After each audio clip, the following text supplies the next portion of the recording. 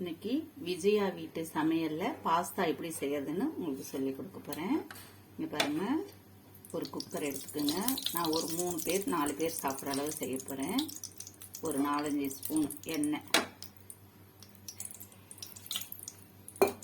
ஊற்றிட்டு அதில் நம்ம பிரியாணிக்கு போடுற மாதிரி பட்டை, பூ, ஏலக்காய், கிராம்பு, பிரிஞ்சி இலை,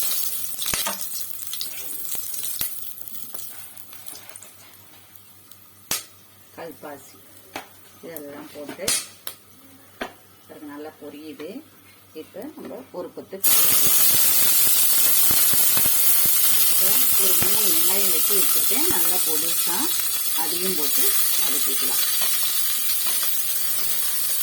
ஒரு 3 பேர் 4 பேர் சாப்பிட்ற அளவு ஒரு 3 வெங்காயம் நல்ல பெரிய வெங்காயமாக நைஸாக வெட்டி வச்சுருக்கேன். இதை நல்லா வதக்கிக்கலாம். நல்லா கொஞ்சம் வதங்கட்டும். ரொம்ப பிரியாணி அளவுக்கு வதங்க வேண்டாம். அது வதங்கட்டும். இப்போ வெங்காயம் பார்த்தீங்கன்னா ஒரு கண்ணாடி பதத்துக்கு வதங்கிருச்சு. இப்போ இஞ்சி பூண்டு பேஸ்ட்டு சேர்த்துக்கலாம். நல்லா ஒரு 1.5 ஸ்பூன் போட்டுக்கோங்க. நல்லா வாசமாக இருக்கும். நல்லா இஞ்சி பூண்டு பச்சை வாசம் போகட்டும். கொஞ்சம் வதக்கிட்டு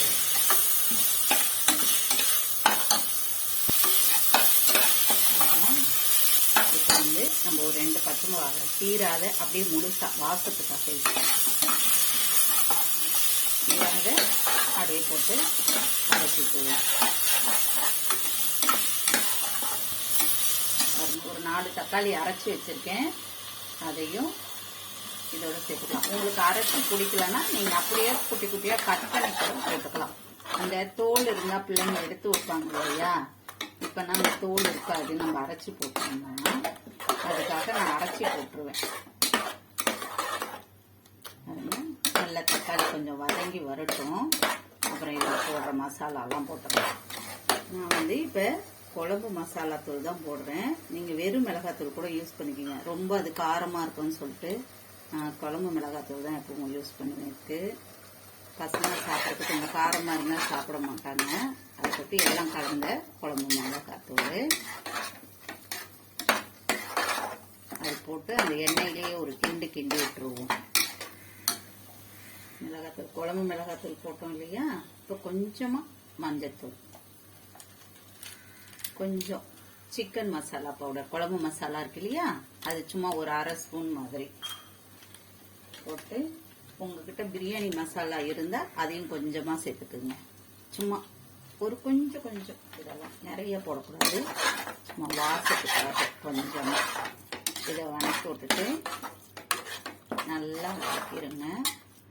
வதக்கினதும் நான் இந்த கிளாஸ்ல 3 கிளாஸ் எடுத்திருக்கேன் பாஸ்தா. அதுக்கு 6 கிளாஸ் தண்ணி ஊற்றிக்கிங்க. இப்போ நான் 6 கிளாஸ் தண்ணி ஊற்ற போறேன். அவ்வளவுதான், மசாலா வதங்கிருச்சு. இப்போ நான் தண்ணி ஊற்றேன். இப்படி வதங்கினது நல்லா பாருங்க, அப்படியே மசாலா எல்லாம் ஒன்னோட ஒன்று சேர்ந்துருச்சு. தண்ணி ஊற்றிக்கலாம். 6 கிளாஸ் தண்ணி ஊற்றிக்கிங்க. 1க்கு 2 ஊற்றலாம். உங்களுக்கு ரொம்ப பொலன்னு வேணும், கொலன்னு பிடிக்காதுன்னா 1க்கு 1.5 ஊற்றிக்கிங்க. இது தண்ணி கொதி வரணும். கொதி வரட்டும். இப்ப நம்ம உப்பு சேர்த்துக்கலாம். இதுக்கு தேவையான அளவு. காரமும் உப்பும் உங்க தேவைக்கேற்பதான். கடாயில போட்டு வறுத்துக்குங்க. நம்ம அந்த பக்கம் குக்கர்ல தண்ணியை கொதிக்க வச்சிருக்கோம்.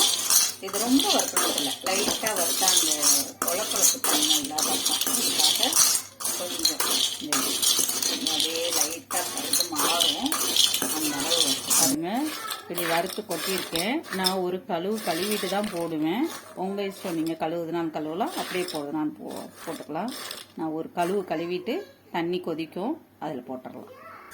இது மாதிரி நல்லா கொதி வரும் டைம்ல உப்பு காரம்லாம் உங்களுக்கு கரெக்டா இருக்கா பார்த்துக்குங்க.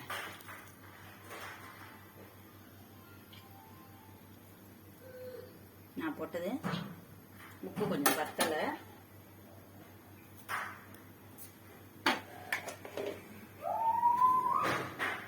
இப்போ நல்லா பாஸ்தாவை கழுவி வச்சிருக்கேன். இப்போ வந்து இதில் போட்டுக்கலாம்.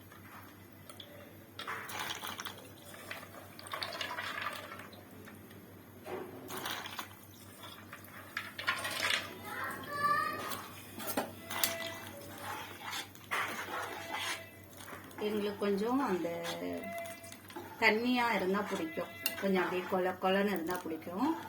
அதுக்காக கொஞ்சம் தண்ணி கொஞ்சம் கூட ஊற்றுவேன். உங்களுக்கு கொலன்னு பிடிக்காது, கொஞ்சம் பொலன்னு வேணா தண்ணி கொஞ்சம் கம்மி பண்ணிக்கிங்க.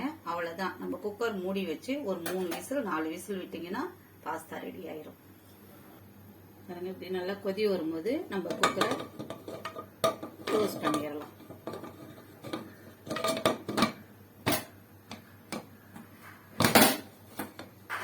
வெயிட் போட்டு ஒரு 3 விசில் 4 விசில் விடுங்க, நல்லா வெந்திருக்கும். பாஸ்தாவுக்கு சைடிஷா இந்த தயிர் சட்னி பாருங்க, 2 ஆனியன் பொடுசா கட் பண்ணி வச்சிருக்கேன். தயிரை கலந்துக்கலாம், ஏன்னா அது தயிர் சட்னி தொட்டு சாப்பிடும்போது ரொம்ப நல்லா இருக்கும். எங்களுக்கு ரொம்ப பிடிக்கும், உங்களுக்கு பிடிக்கும்னா நீங்க செஞ்சுக்கலாம்.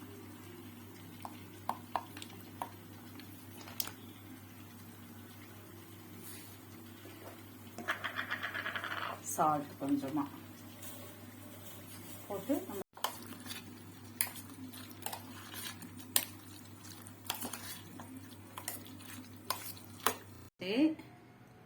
இப்போ விசில் அடங்கிடுச்சு.